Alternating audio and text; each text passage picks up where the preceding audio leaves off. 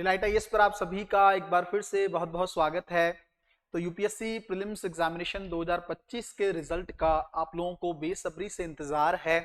बहुत सारे phone calls आप लोगों के आ रहे हैं, बहुत सारे मैसेजेस आप लोगों के आ रहे हैं, है ना। लगातार आप लोग परेशान हैं। अभी भी कट ऑफ की वीडियोस जारी करने के बाद भी, अच्छे से प्रेडिक्शन करने के बावजूद भी आपके मन में स्थिरता नहीं आ पा रही है।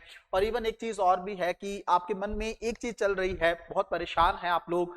कई स्टूडेंट्स के बारे में तो मुझे पता चला कि वो खाना पीना भी अच्छे से नहीं खा रहे हैं, है ना, फोकस ही नहीं कर पा रहे हैं, एकदम ही मतलब नेगेटिव जोन में चले गए हैं, मतलब कहीं ना कहीं पे डिप्रेशन के आसपास वो लोग घूम रहे हैं, है ना। तो इस तरह के कॉल्स जो हैं मुझे उनके जो वेल विशर हैं या पेरेंट्स हैं उन्होंने किया था, तो मैं थोड़ी सी बात उस बारे में करना चाहता हूं, है ना। ज्यादा समय आप लोगों का नहीं, बस थोड़ी सी देर इस चीज को समझिएगा और अच्छे से फोकस करने का प्रयास करिएगा। सबसे पहली चीज तो मुझे ये बताइए आप कि कोई भी इंसान मान लीजिए किसी जंग में जा रहा है, तो क्या आप कह सकते हो कि वो जंग को जीत कर ही आएगा, है ना। ऐसा नहीं होता है ना। उसी तरीके से एग्जामिनेशन हॉल में अगर आप लोग जाते हो, इवन जो क्रिकेट खेलते हैं, जो गेम होती हैं, गेम्स होती हैं, उसके अंदर भी क्या होता है, शायद हम जीतेंगे या फिर हम हारेंगे, दो ही चीजें होती है ना। इंडिया भी कई बार वर्ल्ड कप खेलने जाता है तो कई बार क्या होता है, कई बार हम जीत के आते हैं, कई बार हम लोग हार के आते हैं। इसका मतलब किसी भी चीज के, खास करके जो कंपटीशन होता है, उसके दो परिणाम होते हैं, या आप क्वालिफाई करोगे या आप डिस्क्वालीफाई होगे, है ना। अगर आप क्वालिफाई करते हो, मान लीजिए आप क्वालिफाई करते हो, तो आप अगले चरण की तरफ मेहनत करेंगे, अगले तरफ जो आपका जो फेस है मेंस एग्जामिनेशन का, उस पे आप लोगों को काम करना है। बट अगर आप लोग मान लीजिए फेल हो जाते हो, मान लीजिए जिस चीज का आपको डर है ना, उसी पे ही मैं ज्यादा बात करना चाहता हूं। मान लीजिए आपको लगता है कि मैं फेल ही हो जाऊंगा या हो जाऊंगी, उससे क्या हो जाएगा। क्या आपको लगता है कि मान लीजिए चलो जिसका अंतिम प्रयास था उसका तो दिल टूट जाएगा, मैं मानता हूं इस चीज को लेकर। क्या आपको लगता है कि सिर्फ ये एग्जाम ही आपकी जिंदगी, आप जो डिप्रेशन लेके आ रहे हो, आप जो अपने हेल्थ के साथ खिलवाड़ कर रहे हो, आप एकदम नेगेटिव जोन में चले गए हो, आप घर वालों से बात नहीं कर रहे हो, इससे आपकी हेल्थ प्रभावित होगी, है ना। तो ये तो ऑफिसर्स की भी क्वालिटी नहीं है ना। कल को आप सोच के देखो, कल को अधिकारी भी बनोगे, कई सारी ऐसी चीजें फेस करनी पड़ेंगी जिसको चलते आपको बहुत बड़ा दिल चाहिए, है ना। तो अभी अगर आप असफलताओं का सामना ही नहीं कर पा रहे हो तो सफलता तक कैसे पहुंचोगे आप। जरूरी नहीं होता है कि आप जिस साल अटेम्प्ट दे रहे हो उसी साल आप सेलेक्ट हो जाओ, या जिस साल आपने फर्स्ट अटेम्प्ट दिया फर्स्ट अटेम्प्ट में ही आपको अच्छी रैंक मिल गई। कई बार यूपीएससी का एवरेज क्या है कि तीसरे अटेम्प्ट में जो ज्यादातर लोग जो है क्वालिफाई करते हैं, है ना। तो आप क्यों तुरंत जो है अपने मन को जो है छोटा कर लिए हैं इस चीज को लेकर कि जो है मेरा अब कुछ नहीं होने वाला है, लाइफ खत्म हो गई है, कुछ नहीं लग रहा। ठीक है, जिसका अंतिम प्रयास है उसके लिए भी मैं एक बात बोलना चाहूंगा। देखो, यूपीएससी ही सब कुछ नहीं, बहुत सारी अपॉर्चुनिटीज है जिसका इस्तेमाल आप लोग कर सकते हो। सबसे पहली चीज, आपको एक्सपीरियंस मिला है यूपीएससी का, आपने इतने साल इतने अच्छे तरीके से वर्क किया, कौन से फील्ड की नॉलेज आपको नहीं, है ना। हिस्ट्री आप जानते हो, ज्योग्राफी आप जानते हो, और जिस फील्ड में आप काम करोगे ना, उस फील्ड में आप लोग बहुत ही बेहतर और अच्छा काम या एक्सीलेंस की तरफ आगे बढ़ोगे। पहली चीज तो ये। दूसरा, स्टेट पीएससी तो दे सकते हो ना आप, दो अच्छे से, क्या प्रॉब्लम, क्यों इतना सोच रहे हो। एसडीएम भी तो एक अच्छा पोस्ट होता है, डीएसपी भी तो एक अच्छा पोस्ट होता है, अभी तो पोस्ट मिलना चाहिए ना। ईश्वर ने हमारे लिए जो चीजें सोच के रखी हैं वही तो ना हमें मिलेगा। हम तो सिर्फ एफर्ट कर सकते हैं। आप लोग गीता पढ़ते हैं, आप फल की इच्छा नहीं रख सकते हैं, आपको सिर्फ काम करना है, वो भी निष्काम भाव से। देखो, अगर आप लोगों ने यूपीएससी का प्रीलिम्स एग्जामिनेशन दिया, है ना, प्रीलिम्स एग्जामिनेशन दिया, अभी जो मतलब सबसे ज्यादा जो मुझे लगता है आप लोगों के मन में रोज चल रहा होगा ना, वो सिली मिस्टेक्स को लेकर चल रहा होगा। आप लोगों को लग रहा होगा कि काश मैंने पेपर में ये चीज ना की होती, काश मैंने ना की होती। जबकि मैंने, आप लोग अगर मेरी पेपर से पहले की वीडियोस देखेंगे ना, उसके अंदर मैंने बार बार आप लोगों को बोला था कि सिली मिस्टेक्स को अवॉइड करना, ओवर थिंकिंग करने से बचना पेपर में, ज्यादा समझदार अपने आप को समझने से बचना पेपर में, तब आप गलती कर जाओगे। पेपर को जनरल पेपर की तरह आपको डील करना है, जैसे जनरल लोग या जनरल हर कोई जिस तरीके से सोच रहा होगा, उस नजरिए से अगर आप लोग सोच के चलते, जहां आप ज्यादा समझदार बनने की कोशिश करते हैं, वही क्वेश्चन आप लोगों का प्रीलिम्स एग्जामिनेशन में गलत हो जाता है। ठीक है, तो उसके चलते आपको रोस हो रहा है। क्या आप बदल सकते हो मार्कशीट को। अगर आपके रोने से या आपके डिप्रेशन में जाने से वो शीट चेंज हो जाती, तब तो बात ही क्या थी। समझदार इंसान किसको कहते हैं पता है। पहली चीज समझदार इंसान ये है कि देखो, हाँ मैंने अपनी तरफ से बेस्ट दिया, चीजें नहीं हुई कोई बात नहीं, मैं गलतियों से सीखूंगा और अगले साल की जंग अभी दूर नहीं। आपको पता नहीं है कि 24 मई जो है डेट भी आ चुकी है अगले साल के प्रीलिम्स एग्जामिनेशन की, है ना। कई लोग तो तुरंत तैयारी करने लग गए। हमारे भी एक दो स्टूडेंट थे जिनका सी से ठीक नहीं रहा, तो उसके चलते उन्होंने जो है अगले दिन एक दो दिन का जो है टाइम लिया, थोड़ा रेस्ट किया, उसके बाद तुरंत जो है क्रैश कोर्स के नोट्स वो रिवाइज करने लग गए, काम करने लग गए। उन लोगों से आप कैसे कंपीट करोगे, बताना जरा।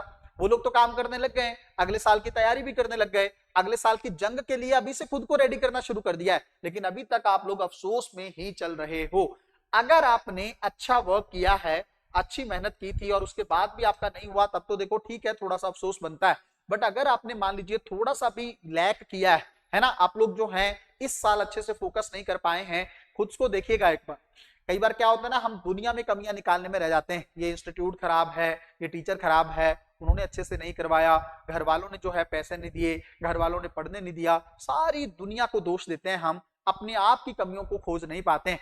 खुद से बात करने की कोशिश करिएगा, क्या सच में फोकस 100% रहा था, क्या सच में मैं डाइवर्ट नहीं हुआ हूं, क्या सोशल मीडिया ने मेरा टाइम वेस्ट नहीं किया है, क्या मैं जो है कहीं ना कहीं पे जितने डाइवर्जन इस समय चलते हैं, क्या उसके चलते मैंने पूरा फोकस जो है बना रखने में सफल रहा हूं। ये सारे वो सवाल है जो अपने आप से आप पूछोगे। अगर नहीं किया है तो इस साल करके वही सब चीजें आप अपने रिजल्ट को बदल सकते हो। देखिए, आपको ही लड़ना है, फिर से लड़ना है, कोई और लड़ने नहीं आएगा आप लोगों के लिए। एक चीज समझिएगा, जितना समय आप अफसोस में, डिप्रेशन में खराब करोगे, उतना ज्यादा अगले साल के लिए और कमजोर होते चले जाओगे। अगर आप लोग थोड़ा सा, एक चीज मेरी मान लीजिएगा, जिनका स्कोर जो है बाउंड्री पे बैठ रहा है, वो निश्चिंत होकर मेंस एग्जामिनेशन की तैयारी करें, वेट ना करें, क्योंकि अगर पेपर का क्वालिफाई हो गया तब आप लोगों को डर नहीं रहेगा, आपने कहीं ना कहीं पे थोड़ा बहुत सिलेबस कवर कर रखा होगा। लेकिन अगर मान लीजिए नहीं भी होता है, कोई दिक्कत नहीं है, फिर से तैयारी करना। मैं खुद आप लोगों के लिए एक बहुत ही बेहतरीन बैच जो है अंतिम प्रहार का लेकर आ रहा हूं, हर हाल में आप लोग क्वालिफाई करेंगे, कहीं भी आपकी कमी रहने ही नहीं दूंगा। तो आप कहीं ना कहीं पे ऐसा मत सोचिए कि जीवन खत्म हो चुका है, ये चीज उन लोगों के लिए है ही नहीं। यूपीएससी जैसी जो जर्नी है ना, वो आम लोगों के लिए नहीं है, वो सच में जो जिन लोगों का दिल बहुत मजबूत होता है ना, वो लोग इस एग्जाम की तैयारी करते हैं। और वो लोग सबसे ज्यादा, आप लोग खुद सोच के देखिए, जो इस बार की टॉपर रही हैं, बताया जाता है कि उनको लगभग 7 साल से तैयारी करने का समय हो गया। अब 7 साल अपने आप को मोटिवेट रखना इतना आसान तो नहीं होता है ना। खास करके मैं खुद जब इंटरव्यू से बाहर हुआ, जब मैंने चीजें देखी, तब मैंने भी अपने जीवन में बहुत बुरा दौर फेस किया। तो कहीं ना कहीं पे इंसान को फिर से खड़ा होना चाहिए, फिर से जो हारना है, वापस लौटना है, रोना है, ये सब यूपीएससी में अलाउ नहीं है। फिर से खड़ा होना, फिर से लड़ना, जंग के लिए खुद को तैयार करना, यही योद्धा की निशानी होती है। तो मैं ये मानता हूं आप लोग योद्धा हैं, बहुत बड़ी लड़ाई आप लोगों ने लड़ी है ना, काफी अपना बेहतर करने का प्रयास किया है।